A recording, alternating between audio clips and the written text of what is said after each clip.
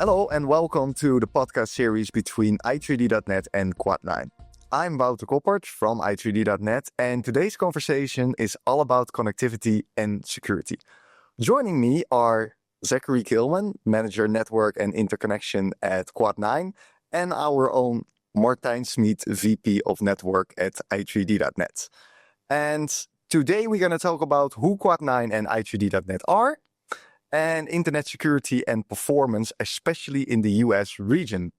The technical challenges that we see right there and everything behind the scenes. And of course, what that means. So, first question, we go to Zach. Zach, can you tell us who you are, who Quad9 is, and what your role is within the organization? Certainly. My name is Zachary Gilman. I'm the Manager of Network and Interconnection at Quad9.net. Quad9 is a Swiss nonprofit. We are running one of the largest global recursive Anycast DNS services. We are serving over 100 million users globally, and we currently have about 200 locations in all regions of the world. All right. Thank you very much, Zach, for that introduction. Let's switch over to Martijn. Martijn, can you tell a bit more about your role in i3d.net in general? Yeah, so I'm Martijn Smit, VP of Network at i3d.net. I have worked for a long time on building the international backbone and network and interconnection strategy of the company. And over the years, it's evolved into something that's present in all continents, that tries to treat like each region as like an equal to the other region. So we don't have like preferences or like favorite children, let's say it like that. And that's evolved into something interesting when it comes to consistent routing and anycasting. And i3d.net, of course, is also very much known for its compute. So we have in all these regions around the world standard instance types that you can rent and then run your own Anycast operations from, for example. Okay, thank you very much for your introduction and the story as well, Martijn. Guys, I have a lot of questions prepared for you, so I hope you're all ready. And let's just start off. As I mentioned in the introduction as well, we're mainly going to talk about the United States in this conversation. So to start off with Zachary, who are the typical end users of Quad9 in the US, and why is it important for organizations such as libraries, schools, and other nonprofits to have access to a service like Quad9 instead of commercial alternatives?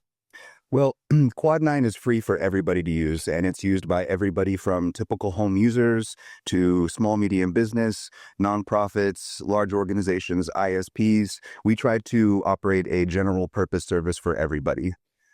As a free service, and also by way of being a Swiss organization, which is important, is that we're providing the most private open recursive DNS service with enterprise-grade threat blocking. So we partner with about 30 threat intelligence organizations globally to make an amalgamated block list. And this block list prevents devices from reaching phishing, malware, viruses, botnet networks, etc. And why this is such a critical service for government and universities, education market is because they need free access to something that they can use, right? The governments probably are struggling very commonly with budgets issues, right? They can't possibly afford enterprise grade, expensive appliances, devices, software, etc. With Quad9, there's no budget in mind. All they have to do is flip a setting or two in their DNS services, and suddenly they get enterprise-grade threat blocking for their entire infrastructure. So, Zach, before expanding into the US with i3d.net, what were the key challenges Quad9 was facing? That's an excellent question. So, Quad9 has been around for 8 years, and when you're a new Anycast system, right, you try to start off with a minimal acceptable footprint, right? You want to get a couple of locations in each region to get some balance and to serve maybe two sides of a very large region like the United States. You go one East Coast, one West Coast, you get a couple in Europe, a couple in Asia, et cetera, et cetera. And Quad9 was growing very organically, right? It was never really a planned infrastructure in the US. We started off with 2 or 3 locations, and then we said, oh, we need another central location and another Western location and another East Coast location. And it was all, again, very organic. We never took a step back at a high level and said, are we getting the most coverage? Are we getting the best routing? Are we getting the best performance we possibly can? And what this resulted in was a very uneven choir and chorus, right? Because we grew organically and we just kind of went with what was easiest. We had, let's say, 9 or 12 dots on the map in America. And the reality is that half of the traffic from Chicago or Dallas in the center was routed to Miami or San Jose. And we had a total imbalance where, 2 or 3 locations were taking like 70-80% of the traffic. And this created monoliths, right? There's without the even traffic distribution, you're just making these monoliths more compute. And then you don't really have like an elegant failover solution. Or if you do, then the routing gets even worse, where you could have East Coast routing to West Coast. So what we were looking for a network that had like very deep penetration into, peering, tier 1 transits, these things. So we could make a choir that made our system not only far better performing from a latency aspect, but also gave us the ability to have an architected network where we had reliable failover, where we knew where all the traffic was going to go, where we could manage the net, and also manage the network in a more reliable way that we could depend on and didn't have to worry about the unknown. The unknown was the scary part. Yeah. So if I can try to summarize that in 2 or 3 words, what you're really looking for is consistency, predictability, rather than just scale or being able to deliver a server in a location, right? Absolutely, yeah. Is that we needed a network that's where experts on, making sure that they got as many ASNs and networks in those locations to route there through diverse tier 1 transits, through diverse peering, both public and private, etc. Yeah.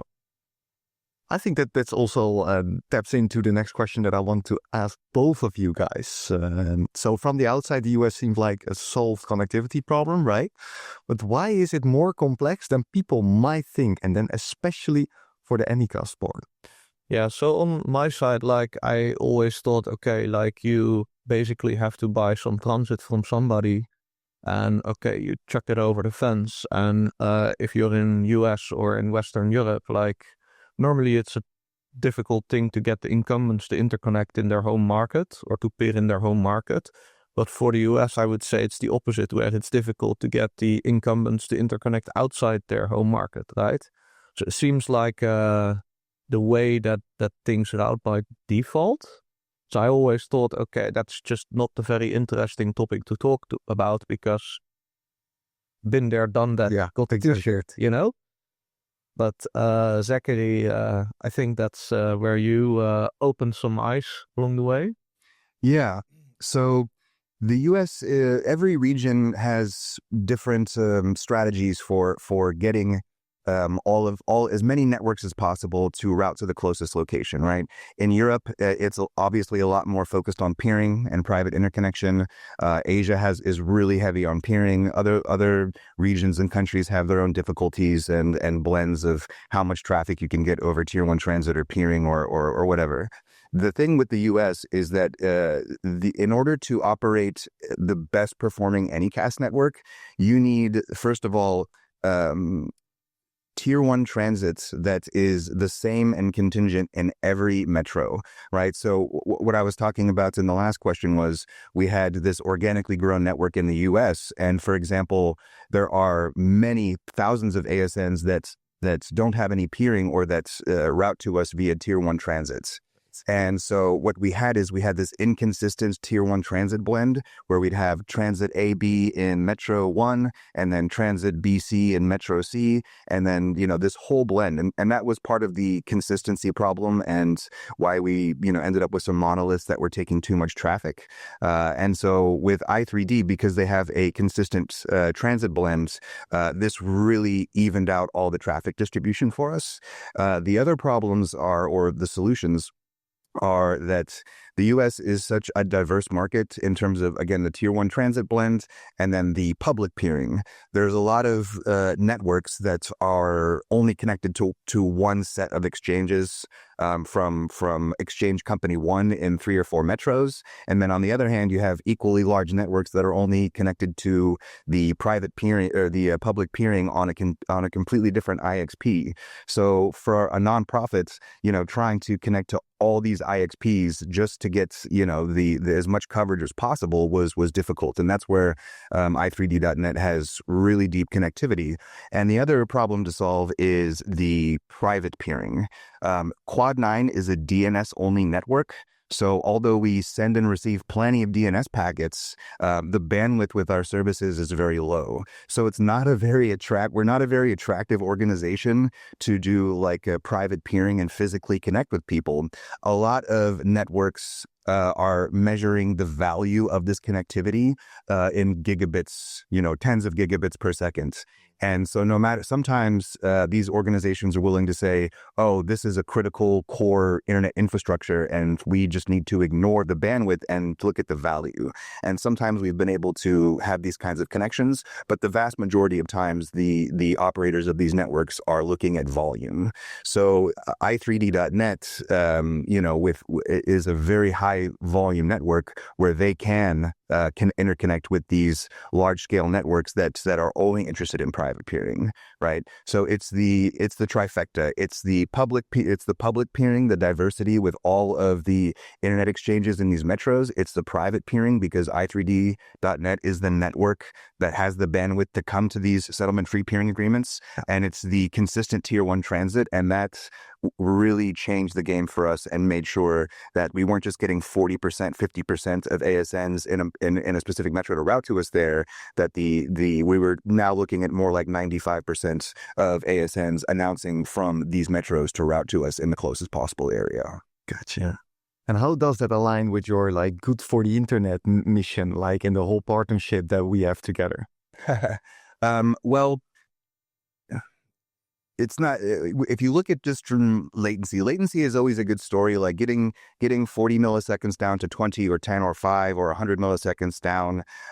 It's a lot more complex than just 1/10 the blink of an eye to get a DNS request. And that the way the internet is architected these days, there's so many little pops where they have, all the major CDNs, all the major content companies are in almost every metro.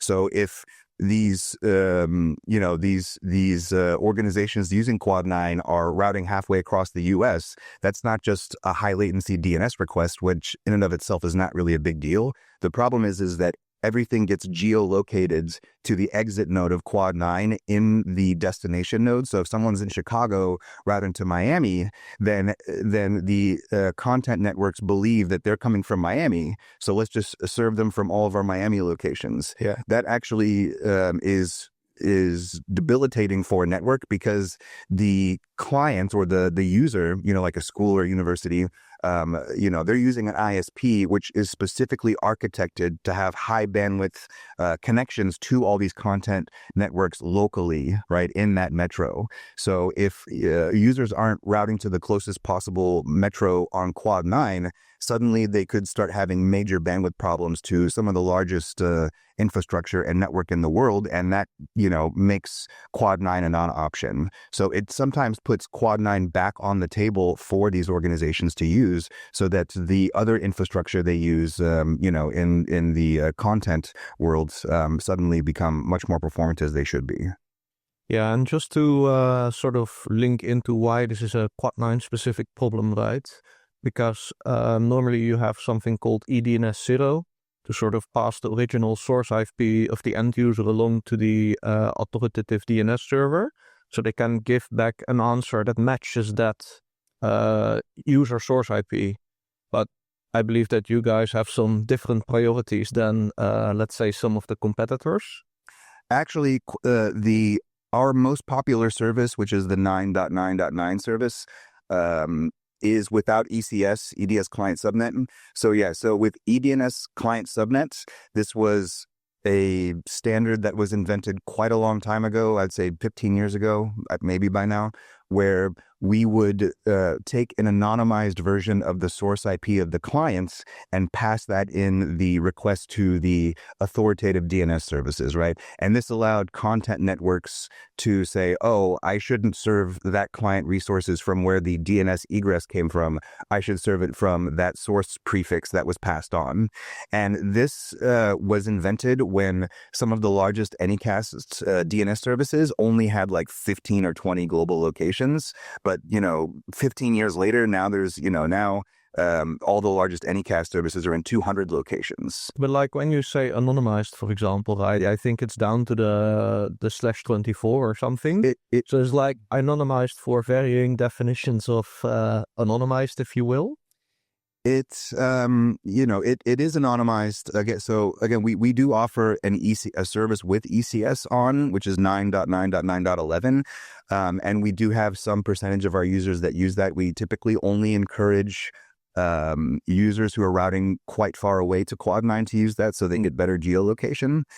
So there's other issues associated with this. When you operate a recursive DNS service without ECS, you have everybody sharing the same packet cache, right? Because we're returning the same answers for all the same client requests. So that means that if you have 1 million users routing to a large location, then they're all sharing the same multi-million entry packet cache, which means that, 80% of the time, they're going to get something that's already in our cache, and it's going to be lightning quick.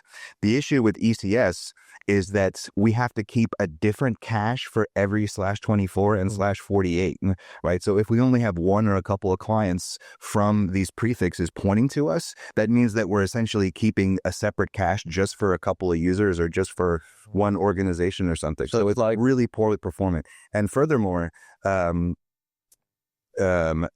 all the CDNs and content and authoritative services accept the ECS information because it's more expensive for them to process that data. So it does work fairly well, but there are major drawbacks. Yeah. So it's just not only a privacy issue, but it's also like performance issue, and like the latency or the lack thereof sort of compounds into an even bigger performance drop when you look into this kind of behavior.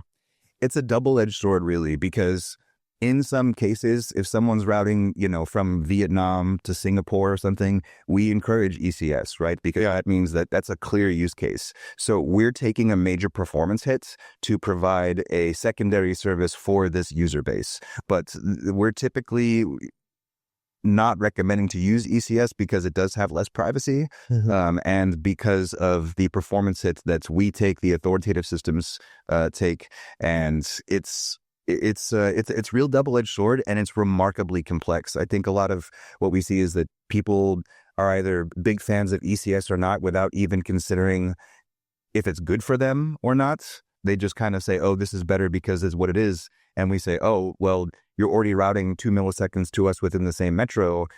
That just means that everything you're going to send us is not going to be cached. And it's going to take, 100 milliseconds longer to actually do the lookup from scratch. Yeah.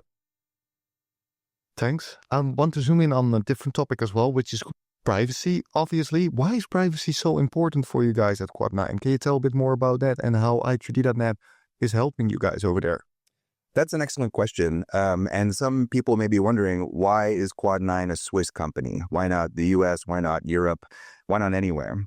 And the reason we became a Swiss organization is because we found that not only does Switzerland have some of the best user privacy laws in the world, Switzerland is the only country where if you have a registered Swiss organization, you have to treat all of your physical and global assets with Swiss privacy laws. So as someone in Colombia or the US gets the same privacy laws as if they were physically located in Switzerland.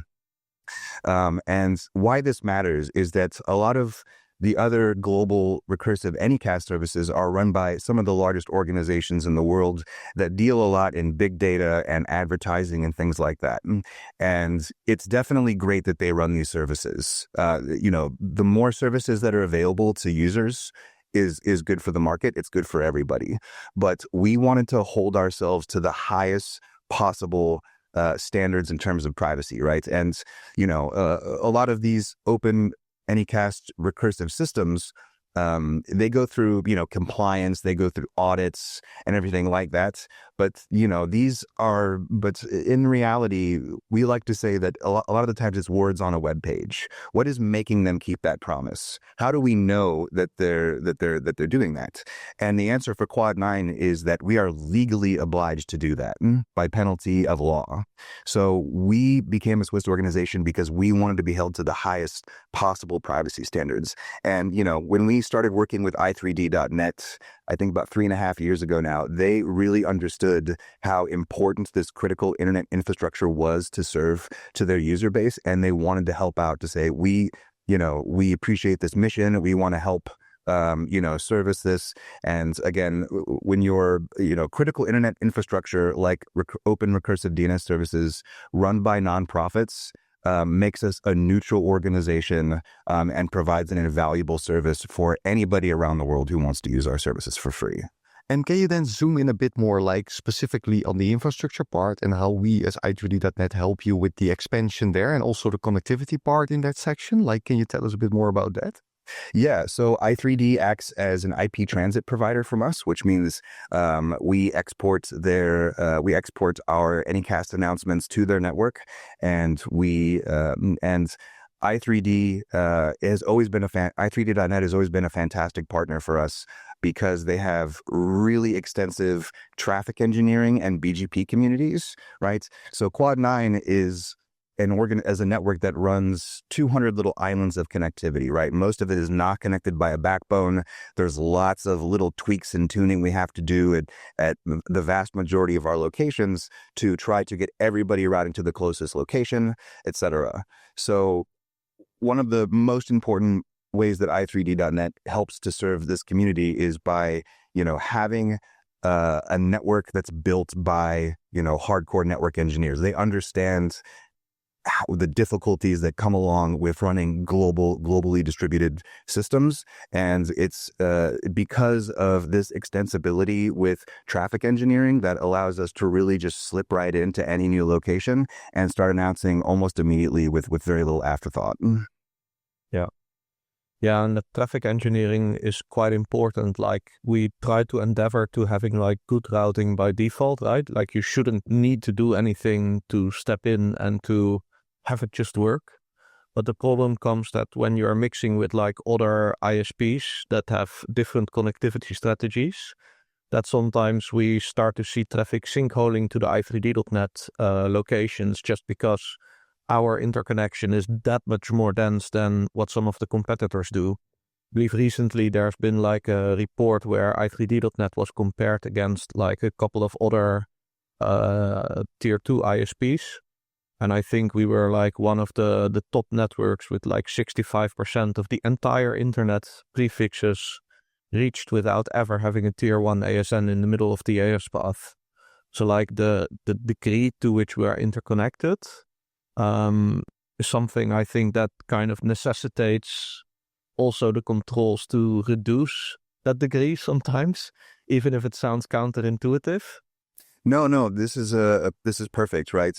Is that so this is important because if you have multiple IP transit providers, tier 2 IP transitors like i3d, you need to play well with others, right? So you need to provide the extensibility and the control so where, you can fit into other people's interconnection and announcement strategies. And that's one of the hallmarks of i3d.net for us, right? Is that we have several global network partners, and i3d allows us to just slip into anywhere and start, and we know where we're going to get, and we can tune and tweak that traffic so that we only get exactly what we want as an Anycast system, right? And at any time we can change our strategy and let's say, let's send this traffic somewhere else and let's bring in this really valuable traffic in with i3d.net. Mm-hmm. So it's really easy to flip switches and toggles. It's all already there. It's like having, all the control at our fingertips. Yeah. And maybe you're already talking about this, but I want to dive like a bit deeper in that. Like, what was really the impact of onboarding our IP transit services, and basically how does that contribute to the overall performance for Quad9? Well, in the US specifically, we found that we did some measurements and we looked at how many large networks had improved routes when we deployed with i3d.net in the United States. And we calculated that we improved routing significantly by up to 50 milliseconds, which is like halfway across the United States, for ISPs that are used by over 50 million subscribers, right? So really, there's certainly a lot of smaller or regional networks that got improvements, but the coverage and the amount of eyeballs in the United States that got that significant of an impact was well over 50 million users. Yeah, because for those not in the know, I think 50 million, like the total US population is like what, around 300 million something? 350, over 350, I think. Yeah. So it's like 1/7 of the total US that managed to hopefully notice a good improvement there. We started receiving I think people would be surprised how many millions of people out there are running their own like smoke pings and network traffic analysis. And whenever we bring up a new location or flip a switch, in minutes we start getting emails. Hey, like, did you just improve your route? What's going on here? Like, nice to see the appreciation, man. It's like, yeah, and those just come directly to me, right? And then it's like Reddit's like, hey, what just happened? Why am I routing to this place? Or and so we flipped on all these i3D locations in the US at the same time, as you do, as is proper, and you're like, I think with on Friday nights or 3-day weekends now. But that also shows like how critical the consistency is for these users, right, in the US. Yes. I mean, well, that's the thing, is that the connectivity was so consistent. Turning them all up at the same time was the only way to do it. The i3d.net connectivity is so deep, and we engineer it in a way that we're like, okay, let's start off by serving like these 15 massive networks first and just like magnetizing this traffic in. And so the only way was to bring up, all the locations at once. Otherwise, they would have just started going, that we wouldn't have had that even choir and traffic distribution, right? So within 48 hours, I think we got like 40 support tickets and emails and people, raving and ranting on Reddit and social media, because people noticed immediately, like people care about this. And it's not just about reducing latency 5 or 10 milliseconds, going back to earlier about the CDN world, et cetera. But people want to feel represented in their community, right? So like, everyone loves to see 1 millisecond or 2 milliseconds on a Rails route. Yeah. But people want to feel represented, right? If you feel like, that Quad9 has just improved connectivity massively in Chicago, people in the area are going to feel like, wow, they really care about us, where they're really looking after us, and they're aware that there was room for improvement. Hey, Jens, what does depth in connectivity means, and how important is it for Anycast? So I think it's about how many unique networks that you manage to interconnect with directly on one hand, like that's the depth, but it's also about the width of like how many locations do you manage to do that, right? Because I think that the example that Zachary gave like earlier, where, okay, a lot of traffic that was supposed to go to a totally different place was like ending up in Miami, Silicon Valley, and maybe one other location. Okay, like if you don't have the same like interconnections, the same PNIs, the same internet exchanges, the same upstreams in all these places, then you can still get like some wildly unpredictable results, I guess.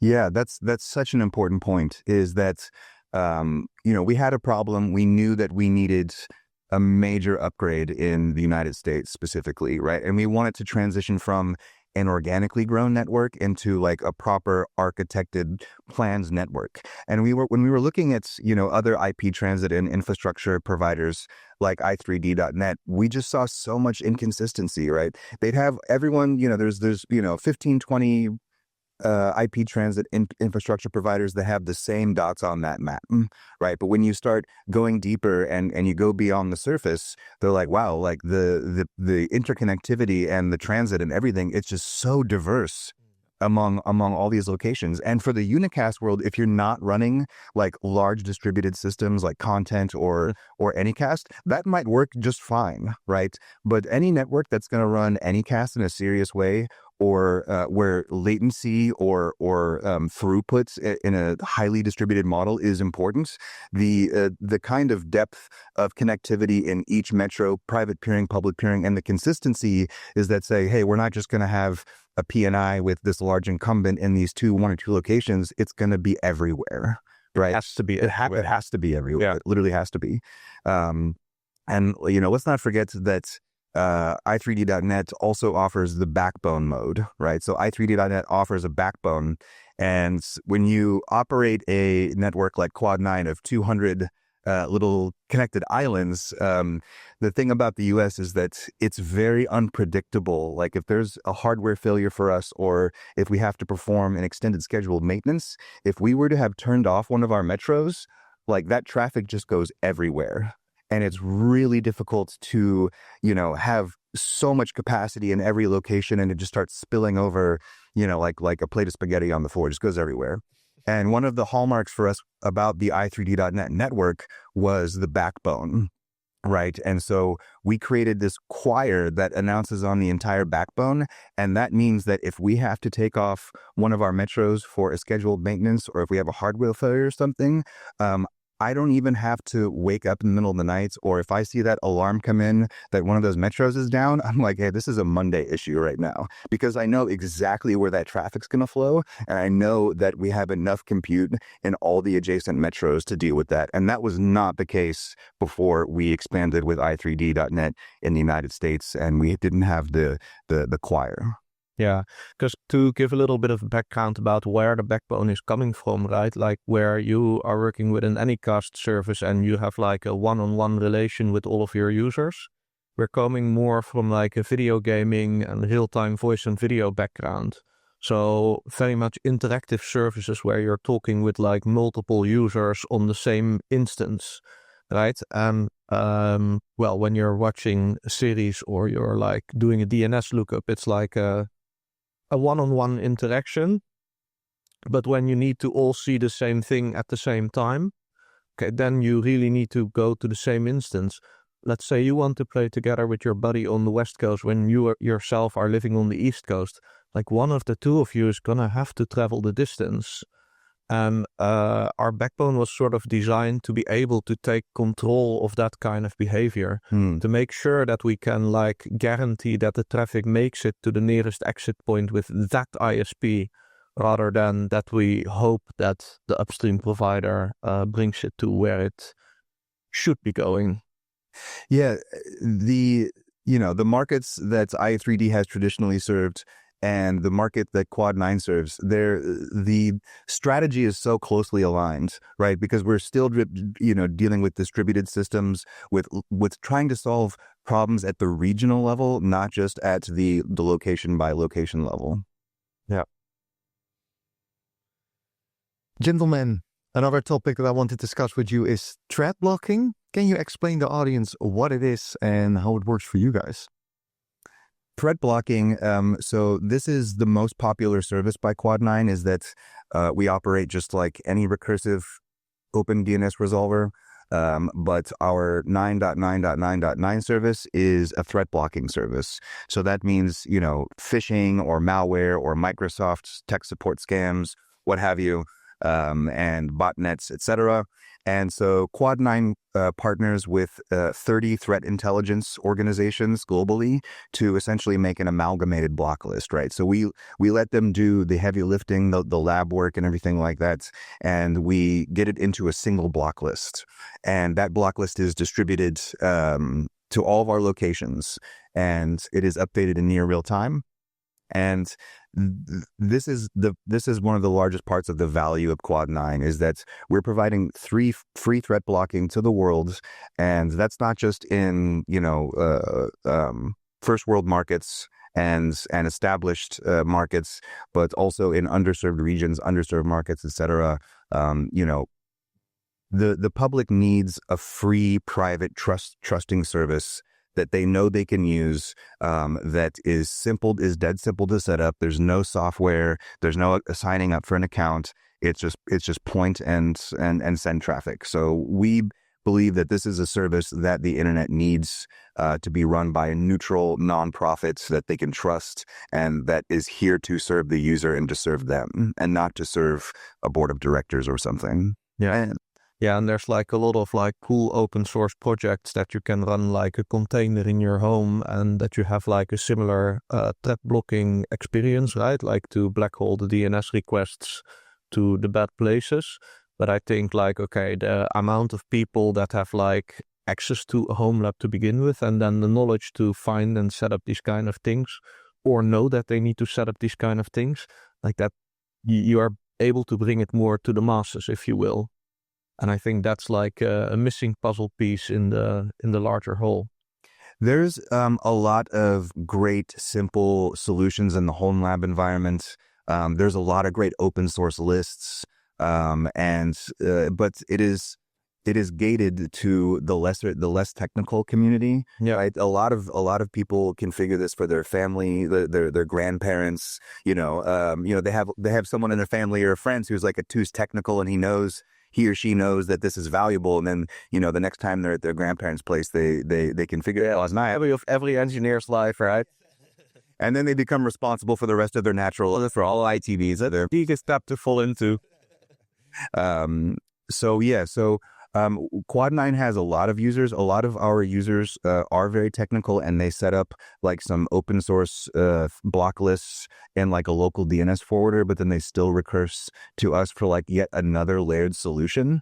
But indeed, and so the thing is, there's a lot of really great open source lists, not just for threat lists, but for content filtering that some people can use. But the thing is with Quad9 is what sets us apart is that, we have these 30 enterprise grade threat intelligence partners that have real threat labs, do real analysis, and they're doing all the heavy lifting for us. So we can essentially bring, the best of the best in the enterprise grade threat blocking world into a single source, into Quad9 for use by the users. And as well as a lot of those open source threat lists are managed, they're still managed by, a community as a volunteer, as a best effort service or whatever. So we all coexist very peacefully. We think those threat lists are fantastic, and some of them are really well maintained. But we wanted to get the enterprise grade threat blocking and give it to the world for free. And just for me to understand, like, how does that then improve the routing experience, like the overall routing experience and performance for these end users? Well, the threat blocking component is not necessarily tied into the routing components. I suppose it helps in that currently we're blocking, I think, something like 700 million threats per day.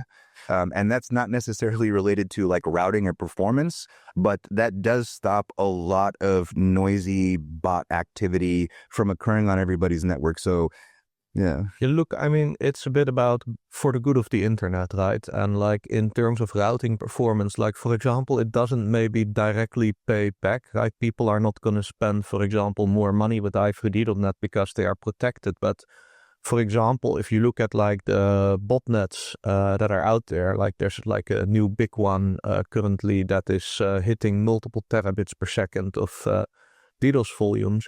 Okay, these things are coming from like compromised routers, compromised IoT equipment. And basically the more people are using this kind of like threat blocking service, the less of these IoT devices are getting compromised, the less DDoS attacks we are going to receive, right? So it might be a bit of like a indirect benefit for us, but yeah, trust me, like if we can, let's say, save half of the devices from getting compromised, that makes a big difference in how secure the world is and how much uptime and stability we can offer also to our other customers. Right. I want to stay with you, Martijn, by the way, and I want to take one step aside and talk about traffic engineering and mainly the possibilities for blended networks and why that matters. Yeah, I think we touched upon it a bit earlier as well, like that we've built, I think around 10 years ago or something like that, the BGP community system. Where we basically gave our network, which was very much geared to like compute and like the unicast type traffic, like a full BGP community system, to be able to block export to specific networks, so to prepend or to do geolocation export blocks or that kind of things. So for us, it's also a bit about eating our own dog food, right? Because we operate that unicast network. There are definitely instances where, let's say, a big company decides to do something that may or may not be the wisest when it comes to like interconnection and localized routing, and we need to be able to react. So like these BGP communities on our side are like one of the things in our toolbox, but we are also doing things on the other direction, like AS-path based egress traffic engineering by modifying, for example, the local preference. So just having these tools available, like I know how important it is, and like the more fine-grained you can get them, the better. So in that sense, like, okay, try to provide what you would want, and hopefully it will also make some users happy. And well, we have Exhibit A here, I think. Right.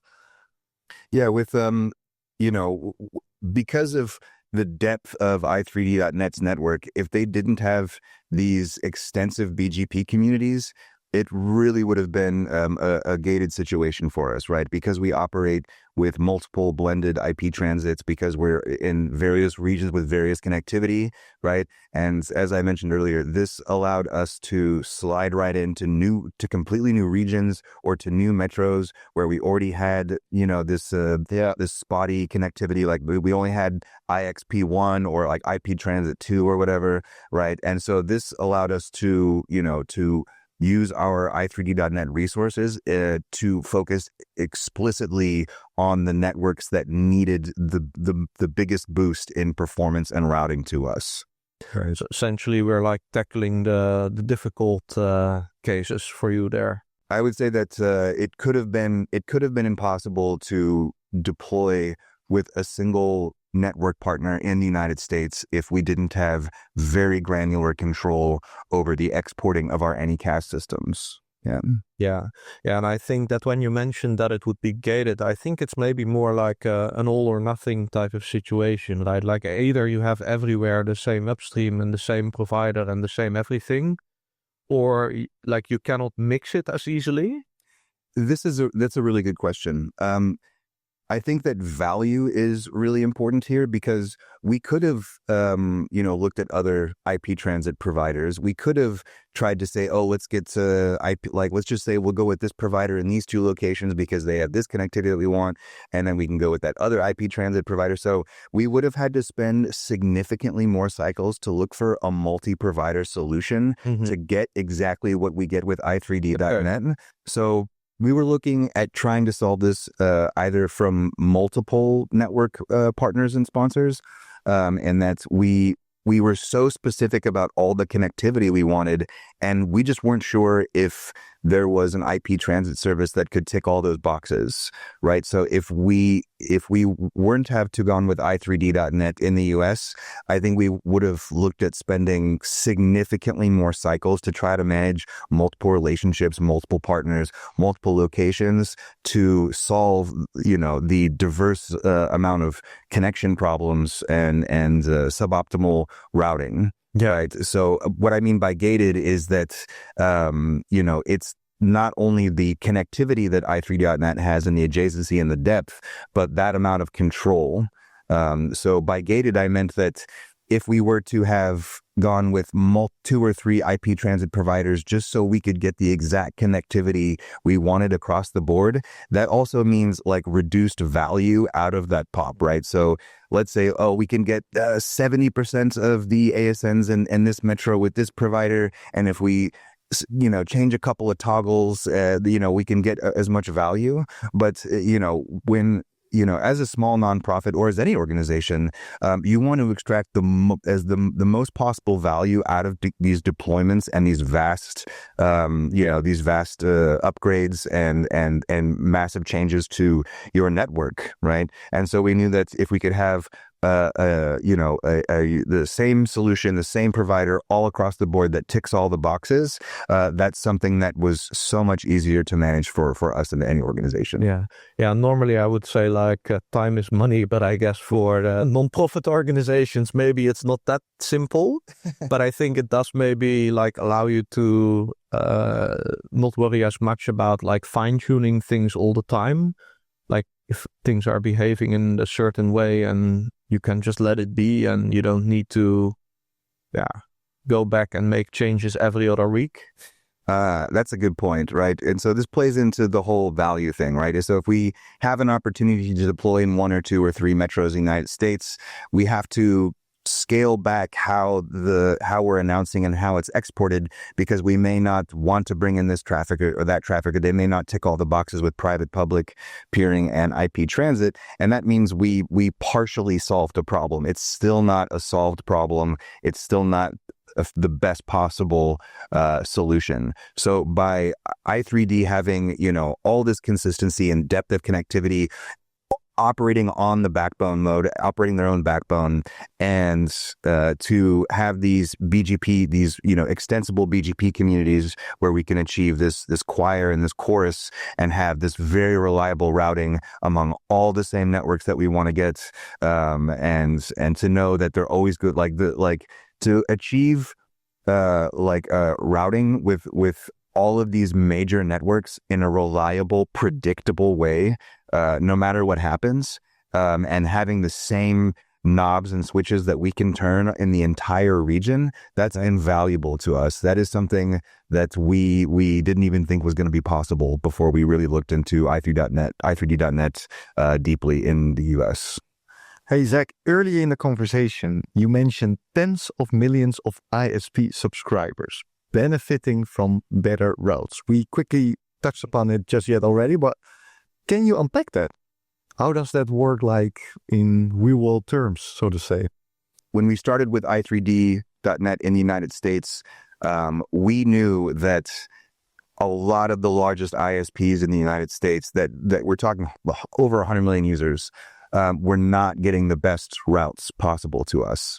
And when we set the goal, we said, okay, let's create a bunch of probes and big data and analysis and see where, thousands and thousands of eyeballs and endpoints end up to us. Sure. And we saw all the red dots, which were routing halfway across the country or across the country completely, were all the major ISPs. Mm-hmm. And when we looked into i3D.net's depth and connectivity and peering and transit, we said, wow, we can get literally all the largest incumbents in the United States to route to every single i3D.net metro location in a unified and predictable way.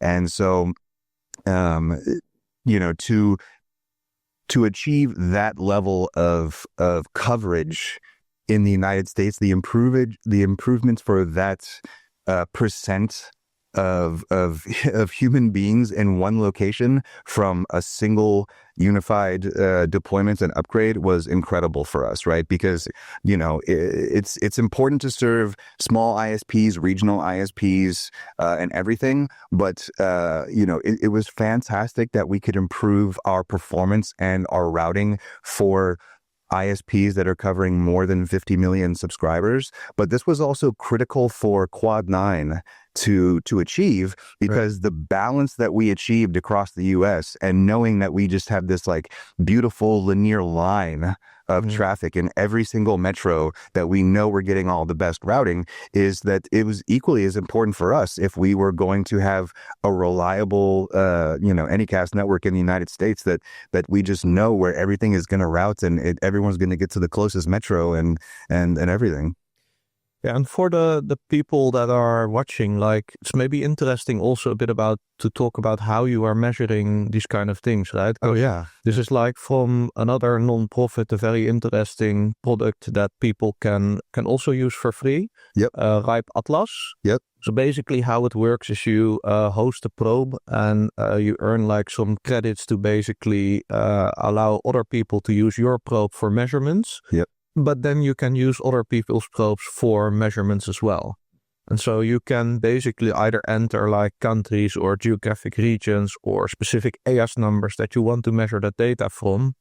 And it can do then pings or trace routes or whatever. And you can see like on a map, like what is the kind of latency that you are reaching the IP address that was added as the input.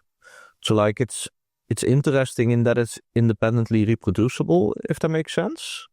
This is a really fantastic point. And that firstly, let me, on behalf of Quad9, thank everybody running a RIPE Atlas probe in the world, because this means that we can see how eyeballs and how humans from tens of thousands of ISPs across every region of the world route to us. And this is them giving back to the internet infrastructure community to reliably see what changes happen. So RIPE Atlas probes, for example, RIPE Atlas runs a special DNS query every 24 hours that returns the POP code of the Quad9 POP that they get. So actually every 24 hours, we import this data that shows the dot on the map where they're located and then the POP code to which they're routing, right? So that makes it really easy to measure anything. And that's a big part of our observability as well. Like every day we have like a delta map. Right? What changed? What dots went from green to yellow or yellow to red on where they're routing? Is someone going to the dictionary? Wow, why is the difficult part? Yeah, it's the question is the beginning of all knowledge. Yeah. But there's also other observability platforms that deal with routing, and there's a number of visibility platforms that deal with this as well. And this is so RIPE Atlas probes and these visibility platforms are how we measured the difference, right? Is that we measured deltas every time we flipped a switch or turned a knob, and we can see, hundreds and hundreds of these dots going from red to green. And that was just visually beautiful.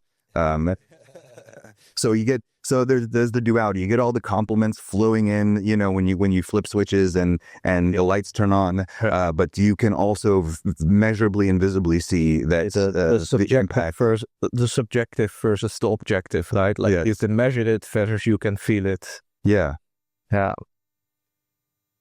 Let's get back to the private peering part that we as i3d.net have with the major ISPs in the US. I want to touch upon something. What would have been different if you had tried to build this without i3d.net's support? How does the world look like then for you, Zach? Well, as I mentioned, Quad9 as a DNS-only network is typically not going to qualify for private peering with large-scale networks because they are understandably more interested in saving gigabits or tens of gigabits or hundreds of gigabits per second with adjacent networks. And that's understandable completely. We do manage to get some private peering where they understand the value of the criticality of the services and such. But understandably, it's a relatively small use case for private peering. So to be partnering with an organization like i3d.net, who's a high volume network, right? They're going to have probably a much easier time making the use case for private peerings. And I mean, not all of our services are like high volume, right? But I think it's also the diversity of the services that are running, right? Like if you don't care about DNS, maybe you care about gaming. If you don't care about gaming, maybe you care about backup. If you don't care about backup, maybe you care about some other enterprise application, right? So the fact that it's basically like a lot of things packed into one means that a lot of ISPs can like see the benefit for them, if you will. So basically, we are helping them to capitalize on that in that sense. Yeah. And that brings me to the next question for you, Zach. So what measurable impact has the US deployment had on user experience? And you can think about latency and reliability. Can you tell us a bit more about that? Well, it's always surprising how many thousands or millions of people out there are doing their own monitoring at home. They've got smoke pings. They're very serious about the latency to critical internet infrastructure, right? And users know, and our users know that Quad9 is a very important service to them. And it's certainly great to see all those smoke pings, all those screenshots, all those graphs come through, and people are just elated that we were able to make such an impactful change on the U.S. segments. However, Quad9 ourselves has made a much more resilient network, right? Thanks to the making of Acquire and having more of an architected network as opposed to an organically grown network, we know that our own systems are going to be more reliable and more resilient, and we don't have to worry about any one particular location needing to have a scheduled maintenance or having a hardware failure and everything. And that means that, if we see an alarm with one of these I3D locations where we need to schedule maintenance, where we need to increase compute, where we have a hardware failure, that we know that we don't have to, wake up in the middle of the night. We don't have to stop what we're doing. It's a problem that can be solved because we now have a resilient and redundant infrastructure that allows us to, have more calculated to resolve things and fix things in a way that is less break fix and more about the big picture of the network. And I think it's also about like maybe tolerance to breakages, right? Like, because you cannot completely engineer away like all the problems, but like when something does happen, like the impact of such a thing is maybe less if you have spread it out geographically more.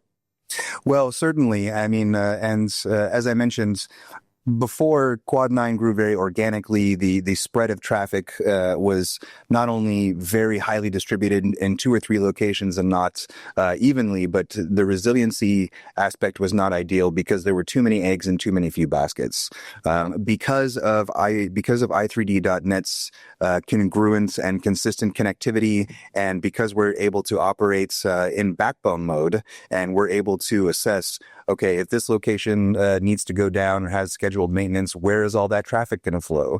That is major peace of mind. That means that we don't have to worry about break fix or having, one segment of the network start resulting in cascading failure and taking down adjacent metros.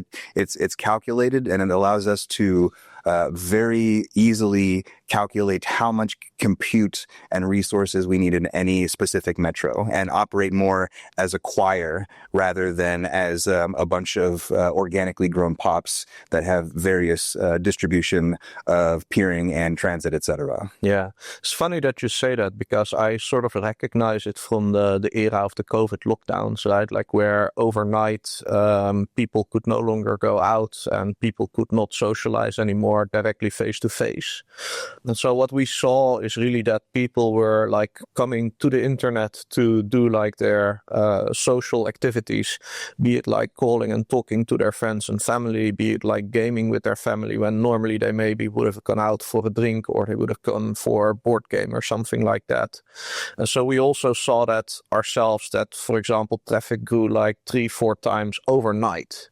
Like you couldn't really build for that. And then we got into this problem that certain locations became like too large to fail, right? So if you had like a failure, for example, in Ashburn, then that would cascade down to Chicago, Dallas, and that would overload these. That would cascade into Los Angeles and maybe into Europe or whatever, right? So what we also had to go into is like actually breaking up these mega regions into like smaller blocks. So what we did at the time is basically taking one of our existing connectivity only regions in Newark and like breaking that or upgrading that into compute regions so that we could already separate some part of the traffic from Ashburn. And then we also added Atlanta in between our Ashburn and Dallas connection. So essentially we were able to take what used to be Ashburn and like split it into 3 equal pieces along the US East Coast.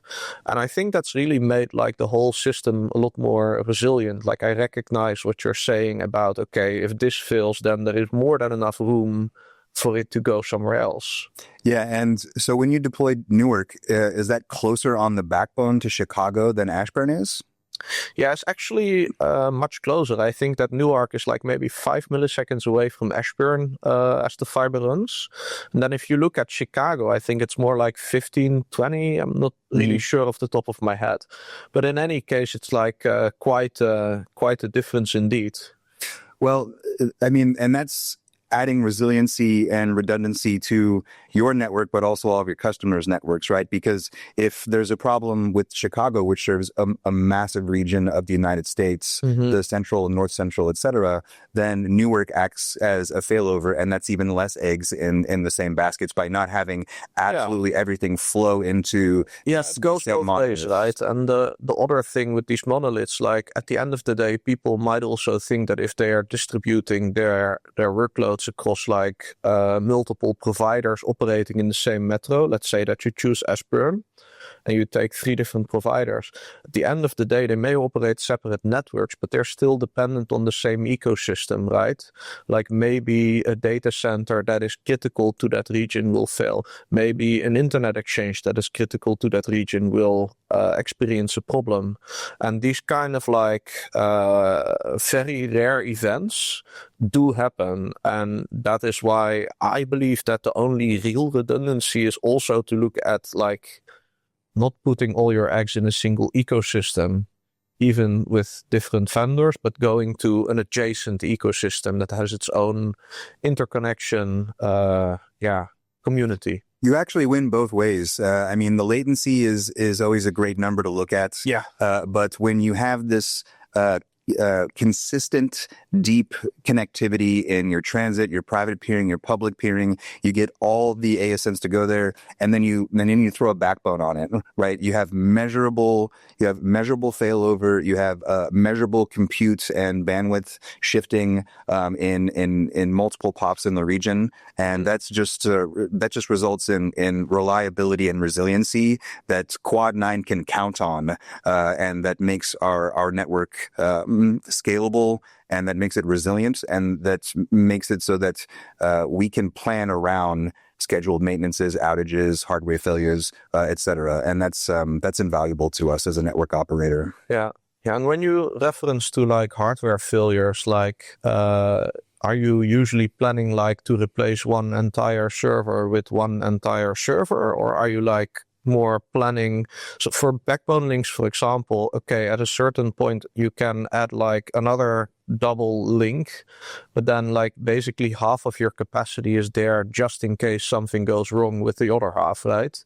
But if you have 3 paths, right, then you basically have 1/3 of the capacity that's there to deal with like an outage on one of the 3.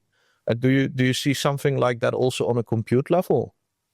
Well, actually, because of the depth of connectivity and because we can rely on the backbone on i3d.net's North America segment, we have to deploy less compute than we normally would if we wouldn't be able to measure and know for sure where all that traffic would spill over, right? So without a backbone, if Dallas were to go down without backbone mode, that traffic could end up in Seattle for all I know, or Silicon Valley, or Miami in New York. And it's those scary failures where you need to have so much extra compute that you're almost planning for 1, maybe 2. Like, you know, let's plan like network engineers, and let's plan for triple capacity, just in case, the Sim City, monster starts coming in and tearing down your pops with scheduled maintenance, with hardware failure, with chaos. So actually, the fact that we can measurably and reliably know exactly how all traffic is going to spill over means that we have to deploy a lot less compute and capacity, because the unknown is the reason for excess capacity, and the known is where we can, measure once, cut once, and deploy the right amount of capacity and compute the first time. Yeah. Hey, Zach, how do you quantify success for this US deployment with i3d.net? Well, there's success from the user perspective. Not only do the users get a lower latency service, and lower latency service means better performance to CDNs, content distribution, etc., but there's of course the reliability aspects, in that Quad9 has now become more reliable because we've deployed an architected solution that we can rely on, and we know exactly how it's going to work in every possible situation. So reliability and resiliency for us means reliability and resiliency for the users, and the lower latency is just a cherry on top of the situation, really. So Is that also the feedback that you receive from your users and your stakeholders? Well, certainly everyone wants to see 1 millisecond on their pings and their trace route results. Of course. That's always the goal. And so the latency is always something to smile about.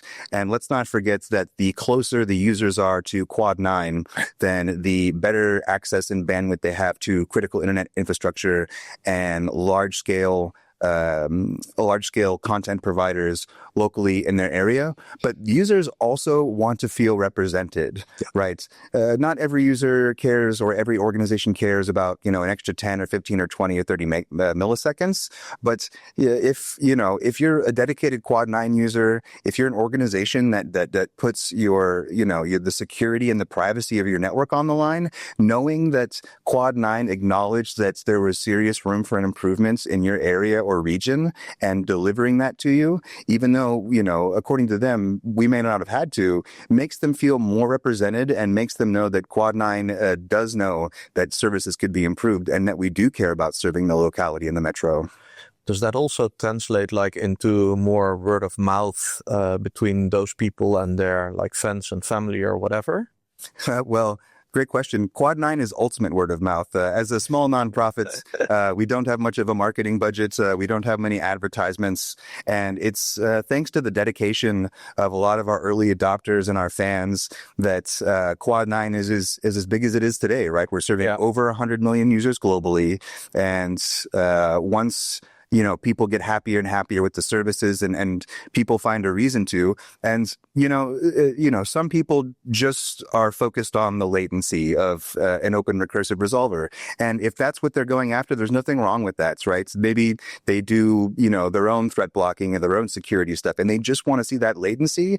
And then when Quad9 can get close enough to them, they say, oh, now I can satisfy my 1 millisecond desires and also get the benefits of privacy and security. And, then they start realizing, wow, this is a fantastic free service, telling their friends, configuring it for their families. And that spreads, not only between home users and personal users, but, between schools, organizations, small, medium business, again, that rely on Quad9 for private threat blocking that they know is there to serve them and no one else. Okay, let's take it one step forward and let's look into the future. What are the future plans for i3D.net and Quad9? Well, the deployment that we did earlier this year was very much in a first phase plan, and that we, thanks to i3D's extensive traffic engineering BGP communities, we were able to pull in exactly the traffic we wanted.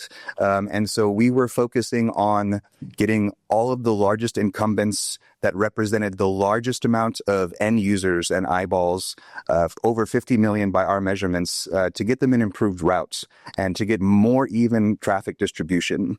And so what the future looks like is we are going to probably start putting more eggs in these baskets, right? This is the most bang for our buck that we can get in this region in terms of depth of connectivity, in terms of ASN adjacency, in terms of getting better routing, and in terms of the reliability and the peace of mind we can get from operating in backbone mode. So what the future looks like for us is that we are probably going to invest more into the i3D.net network segment in North America.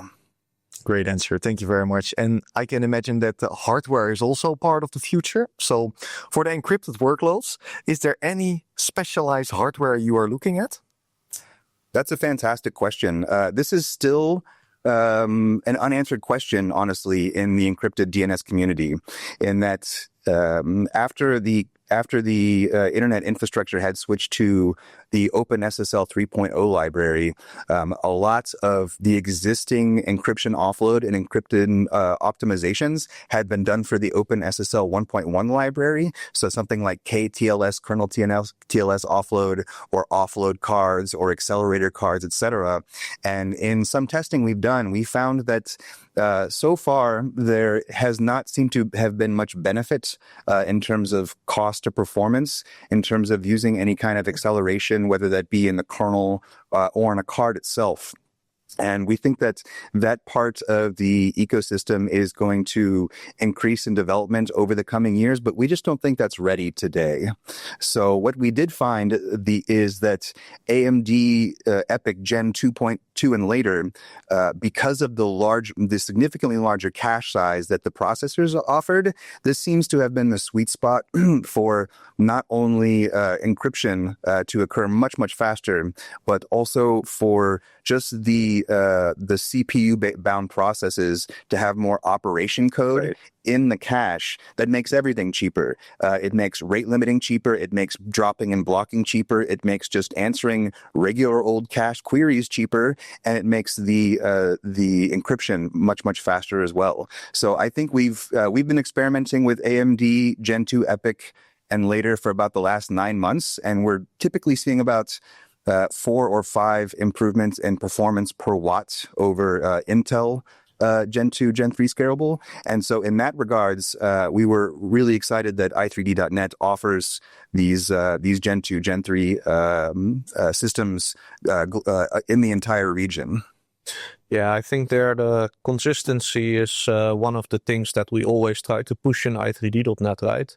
Not only on the network, but also on the compute level. And I think they're having the same instance type with the same performance, the same hallmarks available really makes a difference in how you can operate your applications.